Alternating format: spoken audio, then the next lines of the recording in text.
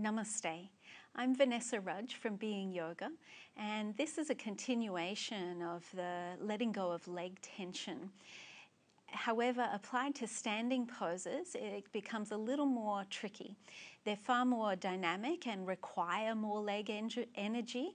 However, I find that for a lot of people, they're just using too much and perhaps could back off and just use the minimal amount that is required so that we're not adding in excessive tension, but rather we're just working to strengthen, and that's going to be far more sustainable in our yoga practice for the long run. So you can come into downward facing dog. And in your downward facing dog, think about pressing the earth away from you and moving the thigh bones back. Send the inner groins back so the inner thigh reaches back and the sit bones lift just a little.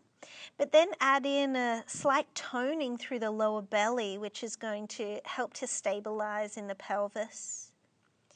You can then touch the feet together and stretch your right leg up into the air. Keep the hips square here. Continue to move the left hip back and press through the right heel. Then exhale and bring the right foot forward to the hands. So in particular, this back leg, often it's slack. We're looking certainly to keep that back leg straight and press through the heel, but then is it done at the cost of too much over-efforting? So you can inhale and bring the arms up, bring the hands down through Namaste and place the hands onto the thigh as we have done before in the warm-up flow. And so just looking for that Apana energy, which is that grounding, downward moving, subtle energy in the body, and see if you can add that in so that there's this feeling of settling and trying to find a place of effortlessness. In Being Yoga, we call it effortlessness in action. So keep that steadiness and grounding through the legs and inhale.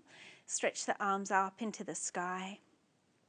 You can then tip forward, tone through the lower belly, draw the front ribs in, recoil slightly and launching yourself forward into a Vira 3 shape. And finding that right energy, right effort again. So maybe a little activation through the back leg. Often there's all the awareness is here and that aerial leg is forgotten about. So can you engage lightly through there? Okay, bend your standing leg and release down. Take both hands to the inside of your right foot and coming into it's a hybrid pose, so you can kind of think downward facing dog in your upper body while you've got the legs in a lunge position. So it is still a Vira 1 position. The back heel is lifted, not down. And I like to think of those big buses, you know, those big buses with the round steering wheels, and try and steer through that. So you're pressing the left hand away from you and kind of dragging the right hand back towards you. This should give you a bonus stretch through the side seam of the body. Okay, then coming back through center, plant the hands either side of the foot. So we'll step the right foot back, but to the left side of the left foot, so pinky toes touch, and hold here in your downward dog, again thigh bones back. Hook the right leg around the left and entwine the left leg. So Garuda legs. And then you can come towards a side plank position. So onto the little toe side of your left foot and left hand, and then right arm reaches up. Exhale and lower down and walking the hands back. So Garuda pose, coming on up. So you've got your right thigh over. We go left arm over and try and sink down here. Shoulders away from the ears, lift through the chest. And then releasing. Hook that right foot over the left knee and come into a figure 4 shape. Then taking the hands down and forearms onto the shin. Then hands down onto the floor if possible, and down into this balance.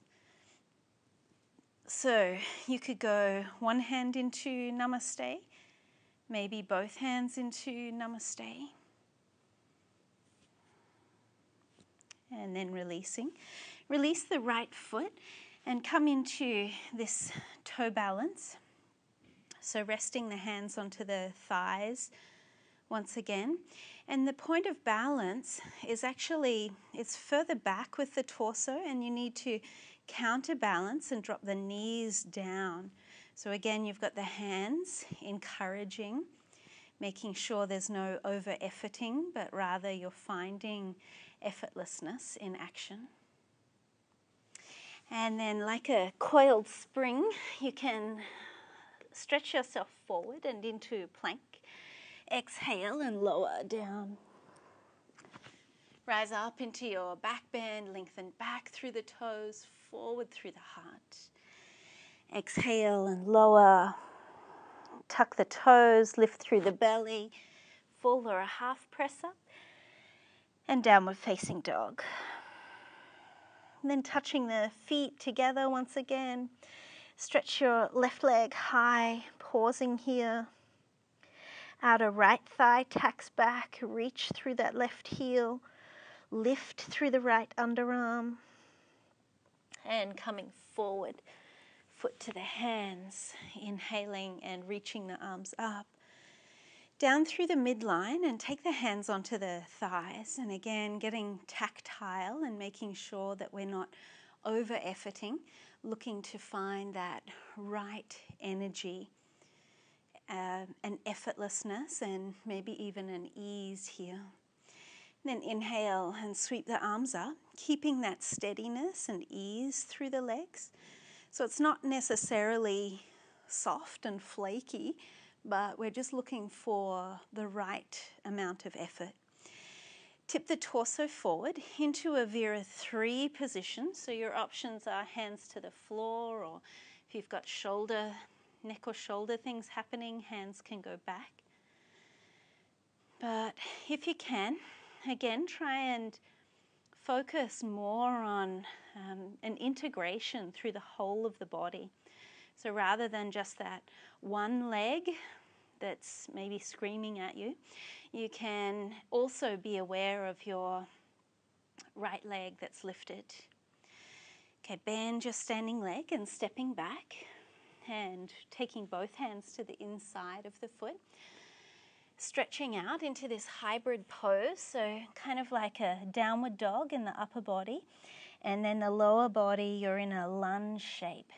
Then maybe bringing that right hand back a little and try to press away with the right hand and draw the left hand back towards you, and adding in a little bit of squeeze through the legs to amplify the stretch through the left side seam. Okay, coming back and one hand either side of the foot. So into a crossed legs position, little toes touch, and your left foot is over on the right side. Then hooking over and into a Garuda, and potentially coming into a side plank, though this doesn't have to happen. And walking the hands back. Hook in, coming on up. Right elbow on top and sinking yourself down.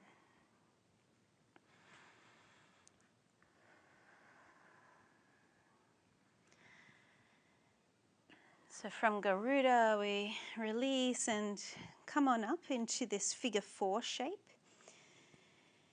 And softening the hands down into Namaste and elbows or forearms onto the shin, sinking the hips down. So this might be it for you.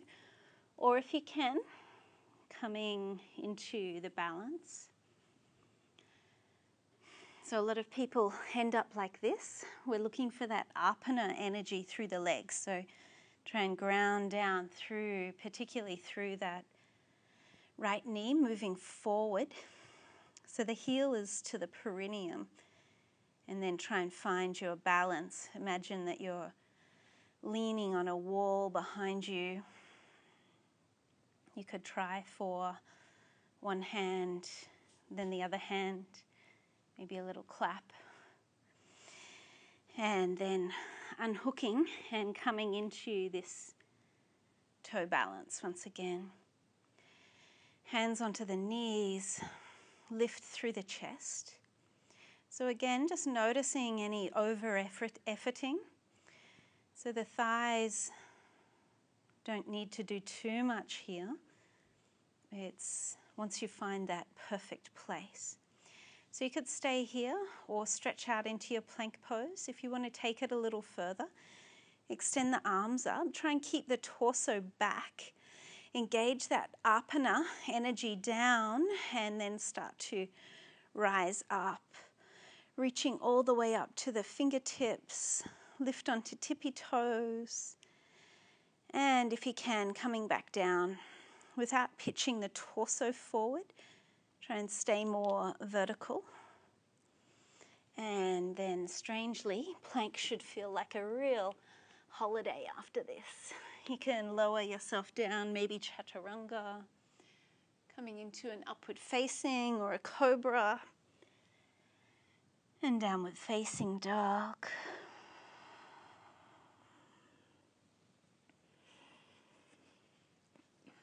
So be sure to check for the warm-up if you didn't catch that, and the finishing sequence, the back bends and deeper quad stretches.